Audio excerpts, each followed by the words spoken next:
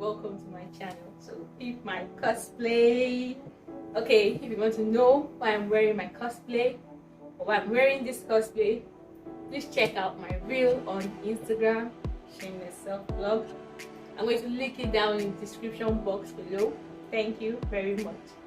Now, today's video, we're going to talk about the goddess Oya of the Yoruba pantheon.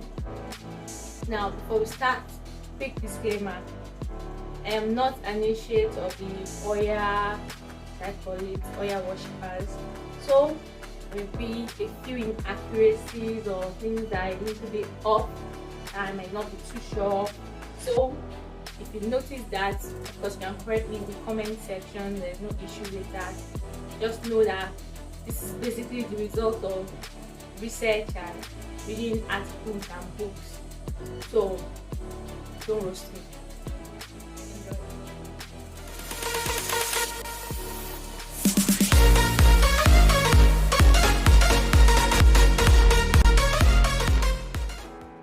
Hi, I'm Israel. Welcome to my channel. Don't forget to like, subscribe, and comment your thoughts. Especially, I'm excited to hear what you think about my cosplay today. So, go to the comments below. Today we're talking about goddess Oya. Now, who is Oya? Oya is one of the most powerful goddesses in the Yoruba pantheon. She is the goddess. She is the Orisha. Basically, also means goddess of winds, lightning, violent storms, death, and rebirth.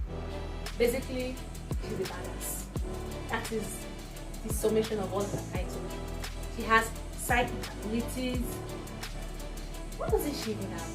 Oya can call forth death or even remove it, which means she can either send death to you or revive you back from death. That's one of her strengths. Oya is also known as Oya Iyonson or Iyanson. I'm not too sure of the pronunciation of that, which means the mother of 9. Now, that one is one of the points I'm not solid on. It's meant to represent her 9 children. So there are either her 9 stillbirths that she had, or her 9 live children that she gave birth to at once, 1 boy and 3 or 2 sets of twins. I'm not too sure about the details, but I know there are 9 children. I'm not too sure whether they were live children or stillbirth. That's where details I feel. So she's represented by the number 9, also represented by the water buffalo. So these ribbons you can see on my waist of different colors are meant to represent her children, and basically the 7 colors of the rainbow: white and brown. And it's red, orange, yellow, green, blue, purple, white, brown. That's the colors of Oya. And burgundy. She's basically like dark colors except for black. You cannot wear black if you are Oya worshipper. And how also our worshippers do not eat sheep or do not eat mutton, but we'll get into that later. Oya she's the patron of justice and femininity. She's a warrior goddess who is very powerful. She fights. When Oya went into a battle, the world would shake basically. She struck fear into the hearts of men. Oya was both feared, or is both feared and loved, and for good reason too, because in pursuit of justice and truth, she can strike down or burn down entire villages at once.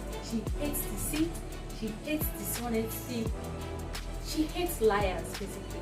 Oya stands for truth, and she knows the truth. She's also a protector of women, and women are known to invoke Oya in cases where they have been they are facing injustice or in face situations where they are not at fault or they are being blamed for things they didn't do. But mind you, you don't invoke Oya's name in vain, because if you invoke Oya when you are the guilty party, you can get in trouble. And the cool thing is that Oya is not just worshipped in Nigeria only. No, Oya is also worshipped in Brazil and Cuba too, and in some other parts of the world, even in the US. Because when stay free. Let me just leave it at that and end it here. Okay. So now another aspect of Oya is that Oya is known as the wife of Chongo, god of thunder. They were partners in every sense of the word, both as husband and wife, and basically as war partners. Let's call them shield brothers now. Anywhere you saw Chongo, Oya would be there, even in battle. They're basically a superhero team of one, of two, a whole army of two. That's what they were. Because when Chongo would send forth his lightning and strike a place, Oya would increase and flame the fires created by Chongo's thunder. She would cause it to even blaze even more powerfully than the original lightning strike caused. So basically, they were the perfect team. Their powers were so complementary. So together they could win every battle that they went into. They could win every war. They were basically the perfect team. Now there are a lot of myths, a lot of stories surrounding Chongo and Oya. Some claim they are sister and brother, that they are family. Some say he had other wives and Oya was his third wife. The other wives being Oshun and I think Yemaya. That Oya was his third wife and they were jealous of her. Some also claim that Oya was an antelope that changed into a human being, and Chongo saw her changing and said to marry her. Just different legends concerning Oya, but there is one I think is one of the most popular legends concerning her. Okay, it says that Chongo and Oya were so in love. He really loved Oya because Oya was his perfect complement. Oya basically, she aided him in everything, both at home and out at war. That he gave her his Edumara, that's his light, his thunderbolt. He gave her, the thunderbolt was the symbol of Chongo's power. He gave her he gave her his mantle. It's like Zeus giving somebody, a Hera, his what does Zeus have? Yes, so had the thunderbolt, that's true. Or Poseidon giving Amphitrite, or what's the name of his wife? His trident, basically. Or Hades giving Persephone his what was that true? I can't even know what Hades symbol of power is. Supposed to say mantle, was it? Let's leave that.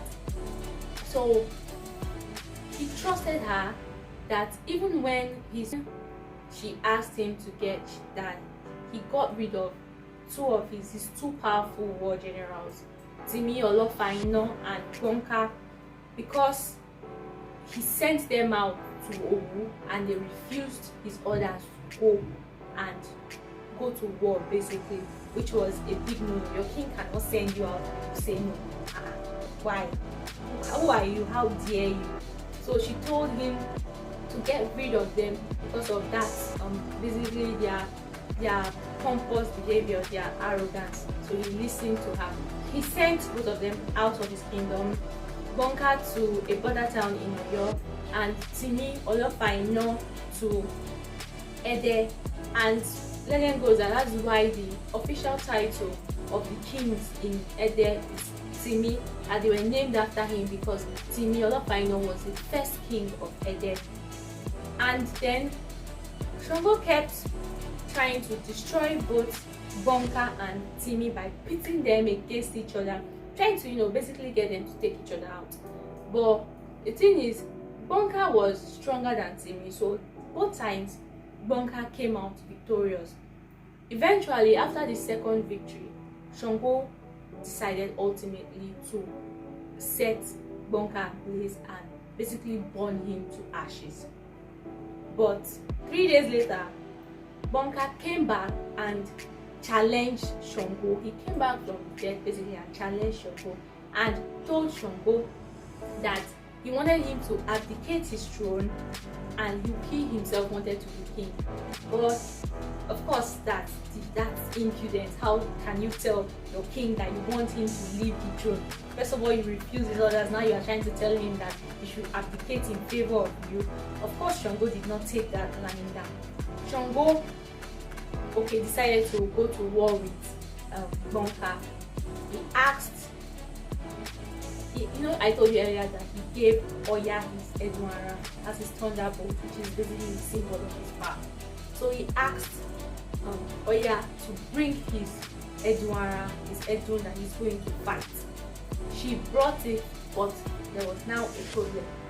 His Edwara was was stained with blood from her period, which is like kind of iffy part about this legend, because how the hell do you stain a thunderbolt with period blood? I don't understand. Were you sitting on it? But myths always have like a little place where they are off in logic, so I'm not surprised this kind of thing happened. So he couldn't use it that way. He had to purify it and cleanse it, basically to refortify it. So he went to a rock nearby his palace to refortify it, but his cleansing went wrong, and during the exercise, instead he burnt down his palace. Now here the legend splits into two, and I'm going to tell you the two because I'm not too sure which one is correct. In the first legend, it goes that this is the one I don't like because it's sad. It goes that refusing to face Bonka, Chongo decided to hang himself, and Oya, refusing to let him die alone in her grief and sadness, also equally. I do not like that one. What do I like? I like the second legend, which says that it's also kind of sad, but it's still better than the first one, which says that refusing to face Bonka, Chongo simply disappeared into thin air, and Oya decided to also disappear and follow after him by hiding in a flock of sheep, and then she couldn't be found. And that's the reason why, I said earlier that her worshippers do not eat mutton. That's the reason why her worshippers do not eat mutton or any kind of sheep, because of how she disappeared. I think I like that one a bit better than the first. So this legend is something I actually really love. These gods and goddesses and myths in Nigeria, because they really showcase our culture, they showcase our history. It's going to be like a full-blown mini-series in my Nigerian culture and history series. I'm going to do several gods and goddesses. I'm going to try to cosplay them. So look forward to that, I guess. Thank you for watching today's video. Don't forget to like, subscribe, of course, turn on the notification icon, and comment your thoughts on today's video. Tell me whether you liked my cosplay. Tell me whether you liked today's myth, today's legend, and tell me who's your favorite god or goddess in the pantheon. It doesn't have to be the Yoruba pantheon, it could be across any culture in Nigeria or any culture in the world.